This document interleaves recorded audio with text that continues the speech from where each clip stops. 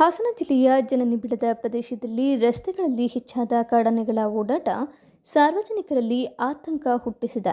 ಸಕಲೇಶಪುರ ತಾಲೂಕಿನ ಸುಂಟೆಕೆರೆ ಕಬ್ಬಿನಹಳ್ಳಿ ರಸ್ತೆ ದಾಟಿದ ಗಜಪಡೆಗಳು ಕಾಡಾನೆಗಳನ್ನು ಕಂಡು ರಸ್ತೆಯಲ್ಲಿ ನಿಂತಿದ್ದವರನ್ನ ಹಿಮ್ಮೆಟ್ಟಿಸಿದೆ. ಕಾಡಾನೆ ಎರಡು ಮರಿಗಳನ್ನು ರಸ್ತೆ ದಾಟಿಸಿಕೊಂಡು ಕರೆದೊಯ್ದು ಮತ್ತೊಂದೆಡೆ ತಂತಿ ಬೇಲಿ ದಾಟಿ ಹೋದ ಎರಡು ದೈತ್ಯಾಕಾರದ ಸಲಕಗಳು ಸಕಲೇಶಪುರ ತಾಲೂಕಿನ ಗುಲ್ಲಗಳಲ್ಲಿ ಗ್ರಾಮದಲ್ಲಿ ಘಟನೆ ನಡೆದಿದೆ.